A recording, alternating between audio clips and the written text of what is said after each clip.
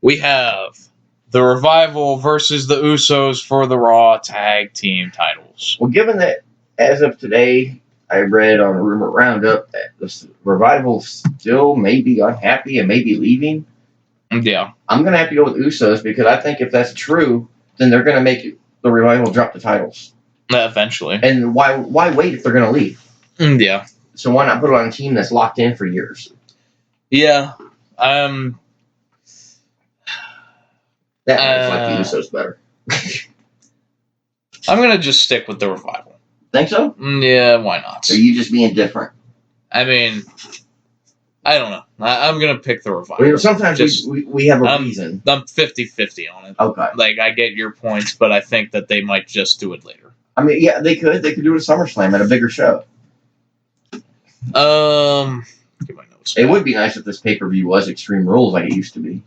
Where, the majority of the matches were Extreme Rules. That was another thing. There's, because what's the point of one Extreme Rules match? There's one last man standing match. Yeah. There's some triple threat match, and of course, then there's a handicap match. And they're all probably going to be 2 out of 3 falls. Well, no, it's pay-per-view. They don't have to worry about the commercials. But okay. Then the Roman and Taker tag match is a no-holds-barred match.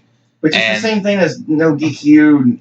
I mean, it's the same thing. Here's the funny thing is that that match is officially called No Holds Barred, and then the Seth and Becky against Baron and Lacey is an Extreme Rules match. Yeah, what's the difference?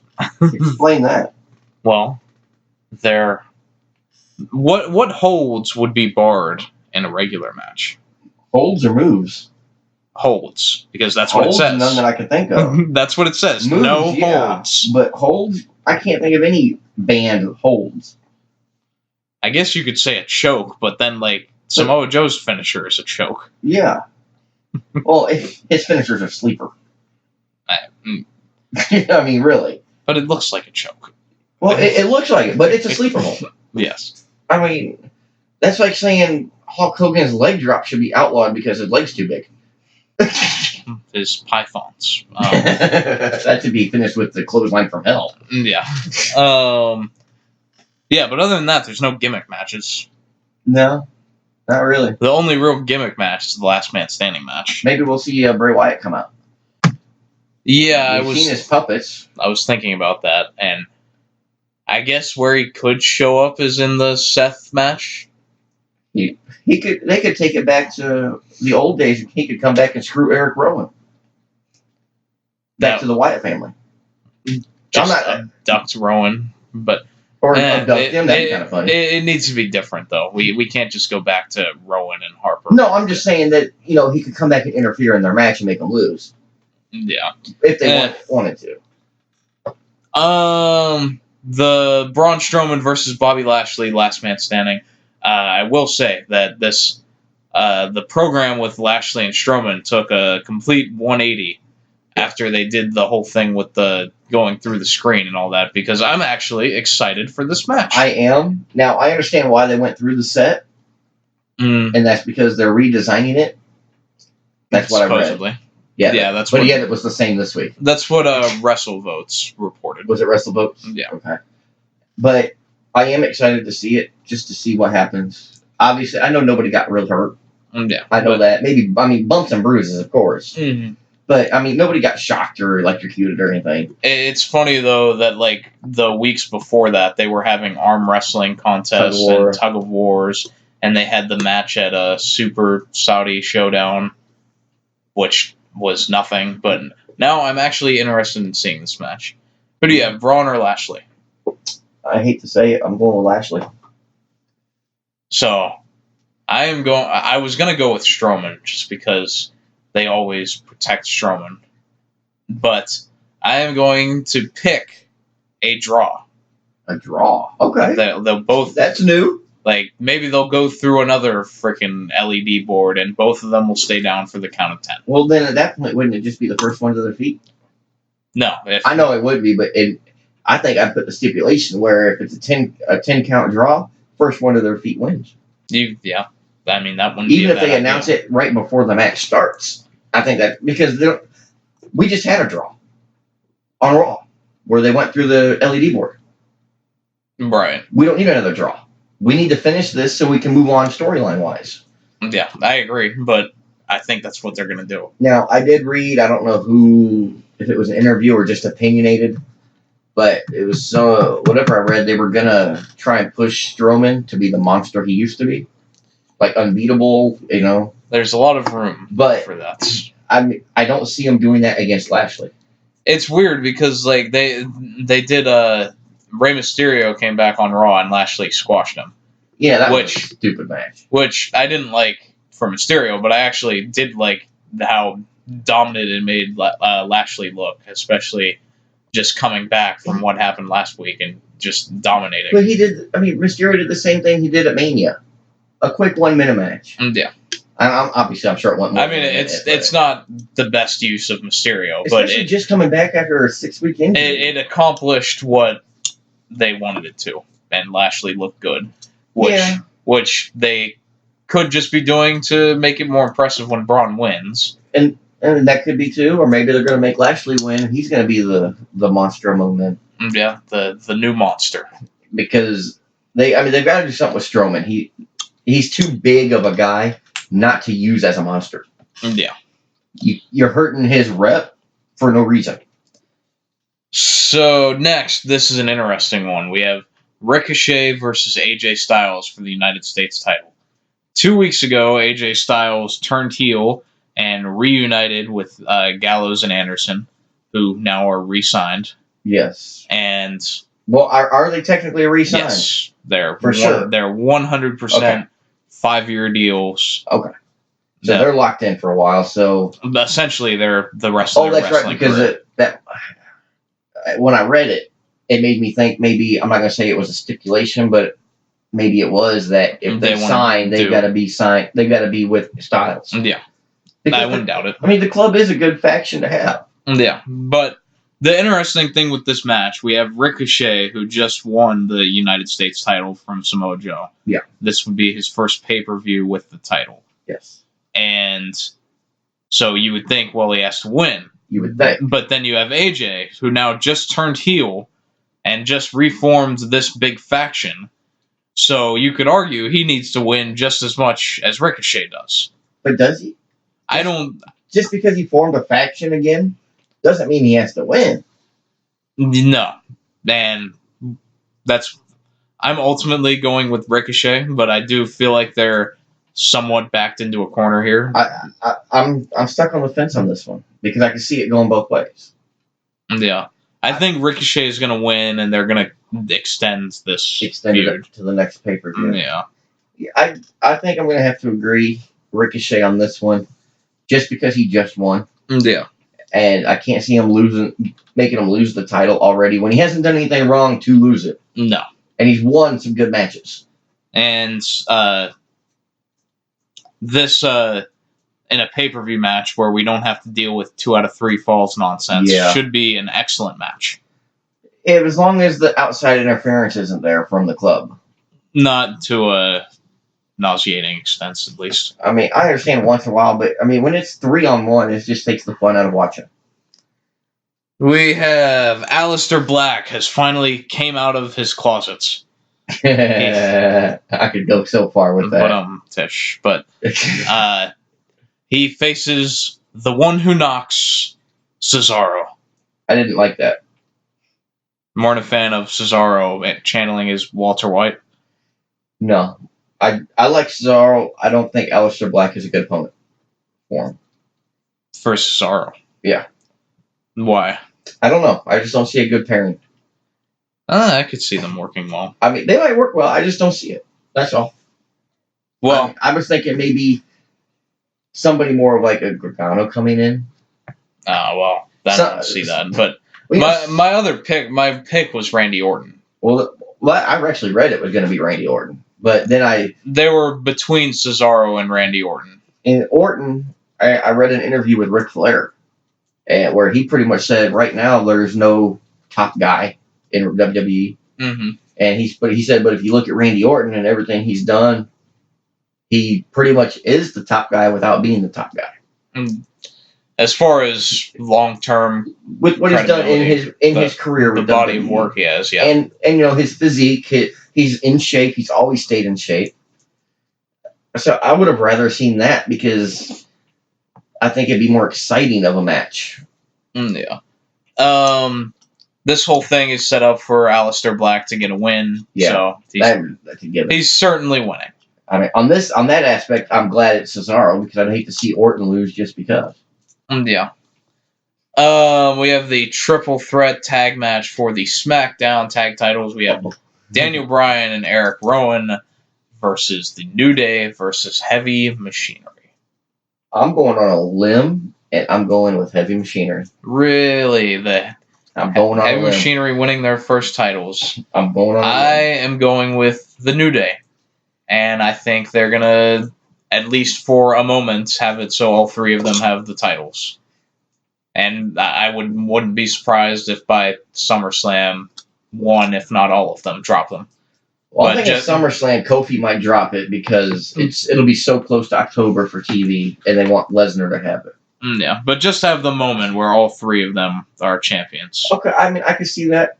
I could. I'm still going to go with Heavy Machinery just because, God, I like Heavy. I just like watching them. They're fun to watch. Yeah. And I love their move. The compactor, it's awesome to watch. Yeah, Otis is fun. Otis is hilarious. Even though you can't understand half what he says. Yeah, I want Bryan and Rowan to just win and keep doing what they're doing, personally, but I'm going to go with the New Day. Okay. We have Drew Gulak versus Tony Nese for the Cruiserweight title. Who's the champion? Gulak. Really? Yeah, he won it in the last pay-per-view. Oh, that's right, because I lost last pay-per-view. Yeah. I'm going to stick with Gulak then. Yeah, I am too. He may be loose, so I'm going to have to stick with him. I think every Cruiserweight match we've done, we've just picked the champion. We have. And for the most part, I've been right except for, twice? Yeah. It's like a scratch because we're just both going to do it, so it doesn't matter. Yeah. That's why we have bonus questions. We have Bayley versus Alexa Bliss and Nikki Cross. Now, how is that going to work as a co-champion? So, I talked about in my Raw review that what I think the gimmick is that Alexa just told Nikki that to get her to help her. That's what I was thinking. So, and then after she's champion, Nikki's going to turn her back on Nikki, or Alexa's going to turn her back on Nikki, and that'll be a feud there. So are you picking Bliss and Cross? I'm picking Bayley. Are you now? I think that either Cross will they'll do something where Cross inadvertently costs Alexa the match or something. I can see that too. But the promo they did on Monday set up pretty coherently that it's going to be a Sasha Banks return. Yeah. Because all Nikki said in the promo was that Bayley doesn't have any friends and she needs help, and I am going to predict a Sasha return. And it's inevitable. It's all over that she's coming back. And then, hopefully, Sasha helps Bayley and then turns heel on Bayley. I wouldn't mind if they did it all in this one show. Sasha comes for win and then turn heel? Yeah, and then lay her out. And then lay her out and all three of them attack Bayley. No, not all three of them. Just Sasha. But there'd be no reason. If they pair Sasha and Alexa, I'd be freaking sick. Yeah, I can't see that. That would be awful. Yeah. But I can't see why they would turn her heel on Bayley for no reason. Who took the pinfall? Who lost the titles? Who ate the pin? I think Bayley did. Because if Bayley ate the pin, that would be how I would bring Sasha back, is to get retribution for losing the titles. Yeah. Which, A, could turn her heel and it'd be a title feud for the women's title. Or B, it would be the feud Bayley goes into after dropping the title. I think the best way to do this, though, is that Sasha should be a heel when she does come back. Because I just feel like from every snippets that like Sasha's name or something about her has been mentioned, it's met with negativity from the crowd. Yeah. So I feel like there's a natural I think they're pissed off at Sasha too, because she lost her title, so she just gave up and threw a hissy fit. Well, that's the perception. Yes, and I think that's what a lot of the reaction you're hearing is from. And is because she lost her title and threw a hissy fit at WrestleMania. I don't need to cheer her. I'll boo her. no, then perception is reality, as they say. Well, I mean, as long as you're getting a reaction, that's all that matters in WWE. Yeah. Good or bad. So, Kofi Kingston versus Samoa Joe, and I'll take this time to mention that while Kofi's run has been better than I would have expected because they've actually protected him and made him feel like a champion, they have not done him any favors because every opponent he's had has been laughable. Yeah. Going with, I mean, Owens wasn't bad, but it was never like it just wasn't there. Yeah, and the whole thing they did with him joining the New Day just to turn like a week later. They should have kept it going until Big E came back, or the week before Big E came back. Then he turned. Yeah, and then Big E has a feud with Owens. And then you have the 2 pay-per-view matches with Dolph Ziggler, which, if you want to suck the life out of something, put Dolph Ziggler in it. I mean, he's a good performer. Well, he was. No, he is, but he still is. It's just that we know what he is at this point. He's a jobber. Yes. He's a jobber to the stars. He's a main event jobber. Yes. That's all he is. And that is also what Samoa Joe is. Samoa Joe is a perennial loser. Yeah, and that's why I see Kofi winning. Yeah, the amount of times that Joe's had a chance at this title and the Universal title and not won. Well, the fact that he had the U.S. title for, 2 weeks? However long. Not very. No. Well, I guess he got it back and then lost it again. Yeah, but still, I mean, between the 2 reigns, he didn't have it very long. Yeah. So, yeah, I've got to go with Kofi on this one. And then Undertaker and Roman Reigns versus Shane McMahon and Drew McIntyre. No holds will be barred in this match. I'm going to say Taker and Roman just because of Taker's name and the fact that they don't use him very often. It's got to be Taker and Roman. I mean, I can't see Taker coming in for one of his 3 matches a year to lose. Yeah, and I've heard rumblings that they want to do Taker versus McIntyre at SummerSlam. So if they do They're really that, trying to get their most out of Taker, aren't they? Yeah, if they do that, then maybe Drew could get a pin over Taker. But I'm still gonna roll with Taker and Roman. I think I'd rather see it where Roman and Taker win and then Drew attack after the pinfall and get him the hell away from Shane. Yes, and I hope to God that what I read was true, where this stuff with Kevin is going to get rid of Shane for a while. And I'm assuming this will be the main event. It is Seth Rollins and Becky Lynch. By the way, did you see Seth Rollins' new shirt? Was it on Monday? He didn't wear it. Oh. It's on WWE Shop. No, I don't just scroll their shop just because I'm bored. Well, it was posted like everywhere because everyone was making fun of it. I heard it sucked. I haven't seen it. It is a simple shirt that just says, "The Man's Man." Oh, yeah, I did see that. I didn't know that was his new shirt. Yes. Wow. They went all out on that one, didn't they? Yeah, just I guess that's better than the man's bitch. Black and yeah, that'll be Mike Kanellis' new shirt. Yeah, Maria's bitch. I didn't care for it. I didn't really care at all. I wonder how the sales for that are going to do. I wouldn't be surprised if they're already dropping. They'll be on clearance. Before I gotta ask something. I've been trying to figure this out and I'm going to be honest, a lot of weeks. Mm.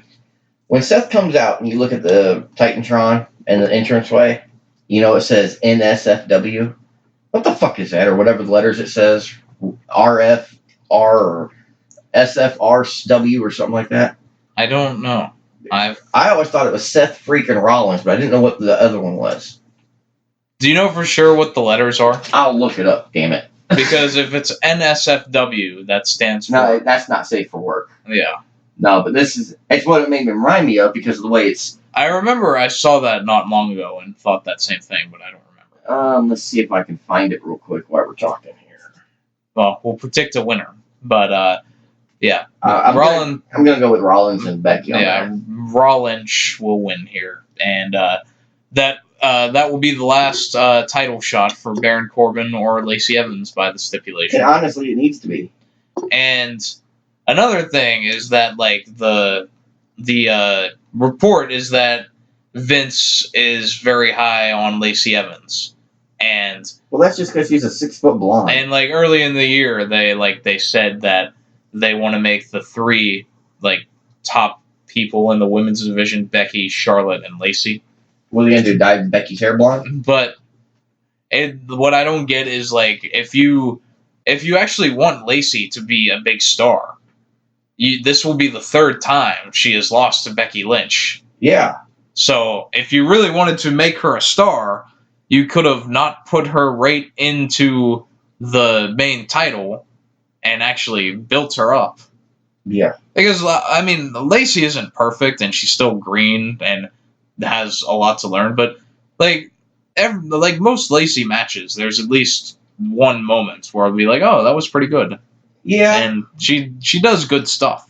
And she plays that character as well as anyone could play that character. But it's just strange that this is what they want to do to build her up. All right. Now you can't see the first letter, but it's SFRN. I think it is. I think that's an N. Yeah. It's like a compass. Yeah. But, I mean, it's not north, south, east, west. I thought it was... Try to talk into the mic. I don't want to. Can you hear me now? I mean, I thought it was Seth freaking Rollins, but I don't know what the N would be. Well, I guess there's an N in Rollins. But not... So you have no idea? No. I've been wondering about that for weeks and weeks and weeks. Maybe someone will tell us. We have to have listeners that comment for that. Yeah, anyone who clicked on this is gone by now. But that's all the matches. We'll do the bonus questions. And neither of us have even thought about these. Nope. So, we'll start with what will open the show. The show or pre-show? Why do you ask this every week? Like you don't know. I don't ask every week. I ask every month. Whatever. What will open the main show? I'm going to go out on a limb again. And I'm going to say the Cruiserweight. You did this last time. I know. Well, it doesn't say it's on the pre-show, but it probably will be. Well, they've done one match where it wasn't on the pre-show before. Yeah, that's true. I'm going to say Aleister Black and Cesaro. Oh, I forgot about them. Will there be a cash-in? No. I'm tempted to put yes. Just because... You think there will be? No, just because if it happens... Then you'll be right. Yeah. Paul Heyman wouldn't lie to me. I'm going with yes. Yeah, Vince McMahon wouldn't lie to me either. Paul said it's not a prediction, it's a spoiler. And every time he's said that since WrestleMania 30, he has delivered. But didn't he say the same thing when Rollins beat Brock? I don't remember. Yeah, you don't remember when it's convenient for you. Maybe he did. All I know is Paul told us that every time he said that, it's been true. Well, you're going to say yes. I'm going to just say yes. Okay. I'm going to gift you a point. I'll take that half point. You'll need it. Oh, it's a half a point, right? It's a bonus. No, the bonus are all points. Oh, I thought the bonuses were half points. No, we did that for the Money in the Bank. That was when we did the backup winner. Oh, that's right. That's right. What match will be the longest? Well, Triple H isn't wrestling, so probably Shane McMahon. That's a good way of looking at this. The McMahon member will have the longest match. Well, I mean, it's like that every month. So, yeah, I'm going to have to say the McMahon match is going to be the longest. I'm going to roll with Rollins, the main event. Nah. But okay. It's your point to lose. I think it's very possible that it's right. Possible, but not plausible. What match will be the shortest? Is Rey Mysterio wrestling? And he is not. Okay, then let me see. It's hard to pick a shortest. It is. I'm gonna say the Bayley handicap match. Yeah, that's what I was thinking. Let's see. Although I was impressed with Nikki Cross beating the clock by 3 minutes. Yeah, the 4-minute time limit. But she won in a minute. I don't really see any other match besides maybe the Revival and Usos that could be short. But if that's for a title, you don't think it'd be the shortest? Yeah. Well, the Bayley match is for a title. It's just for one of those stupid women's titles. Yeah, but it's for the title WWE don't care about. Yeah. Well, I don't know. Is there a women's tag title match yet? No. Why don't they do that at fucking Extreme Rules with the Kabuki Warriors? They're booked that day. There's room on the pre-show. There's not enough time. They have a whole 5-hour pay-per-view, but there's not enough time. Well, it didn't stop them at WrestleMania. Are you going with the handicap match? Yeah, I don't know what else would be shorter. Yeah. All right, well, that's all the predictions.